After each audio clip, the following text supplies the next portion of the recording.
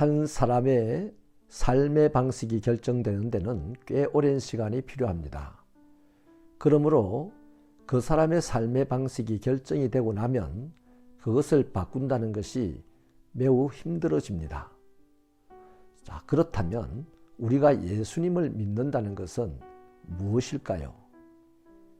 이미 결정되어진 내 삶의 방식을 바꾸는 것입니다. 내 몸에 이미 습관처럼 익숙하게 붙어있는 생각과 생활 방식을 바꾸는 것이죠. 이것이 매우 어렵기 때문에 우리는 우리 자신을 부인해야 되고 우리에게 주어진 십자가를 남에게 맡기지 않고 스스로 져야 하며 어떠한 시련이 있어도 예수님을 끊임없이 쫓아가야만 합니다. 이것이 우리의 신앙생활이요 주님과의 동행입니다. 아합은 하나님의 백성이었습니다. 하나님의 허락하심으로 이스라엘의 권력을 잡았습니다. 하지만 아합은 죽을 때까지 자기의 생각과 삶의 방식이 바뀌지 않았던 사람입니다. 열왕기상 22장은 나봇의 포도밭을 강탈한 사건에 대하여 하나님의 심판의 말씀이 실현되어지는 이야기입니다. 아합은 아람과의 전쟁을 위하여서 유다의 왕 여호사밧과 연합군을 결성하였습니다. 여호사밧은 믿음의 사람인지라 이 전쟁에 대하여 하나님께 엽죽고 싶었습니다. 그래서 아합에게 제안을 한 것이죠.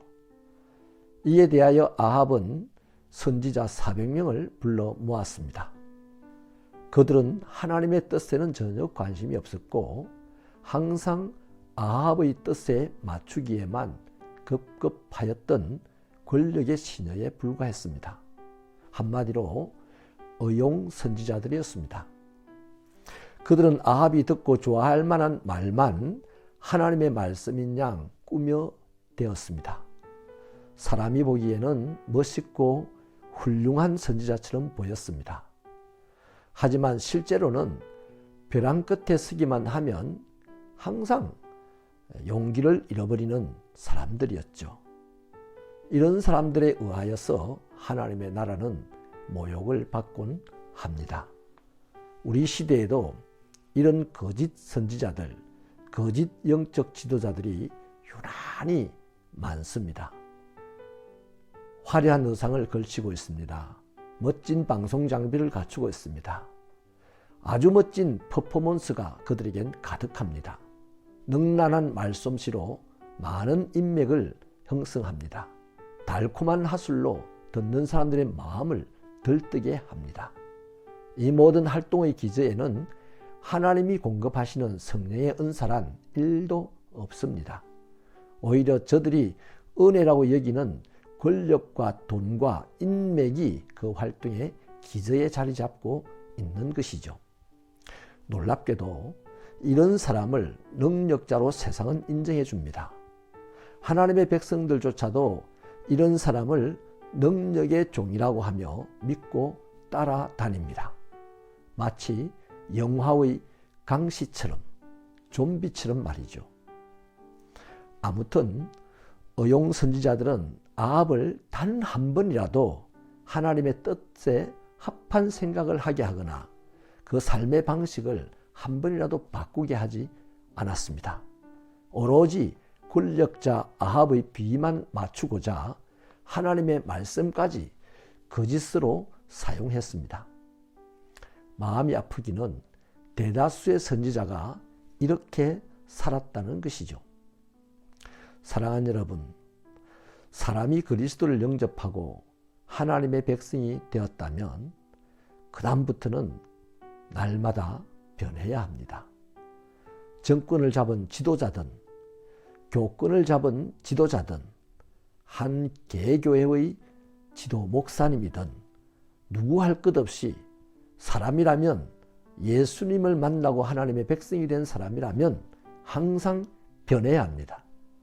이를 위하여 자기 부인이 필요하죠. 이를 위하여 자기 십자가를 져야 되죠. 이를 위하여 끊임없이 예수님을 따라야 하죠.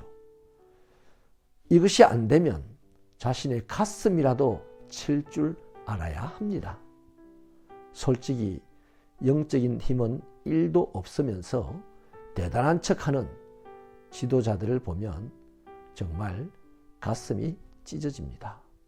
우리는 영적인 힘이 있는 하나님의 백성이 되어야 하겠습니다.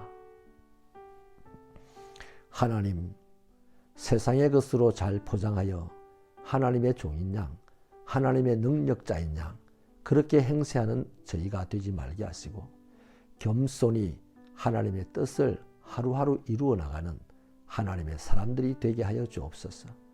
어떤 상황에서도 신앙생활에 힘을 내게 하시고 주님과 동행하는 자가 되게 하옵소서. 그 증거가 나를 부인하고 나에게 주어진 십자가를 지고 끊임없이 주님을 따라가는 것인 줄 믿습니다. 이 신령함이 우리에게 회복되게 하여 주옵소서. 예수님의 이름으로 기도하옵나이다. 아멘.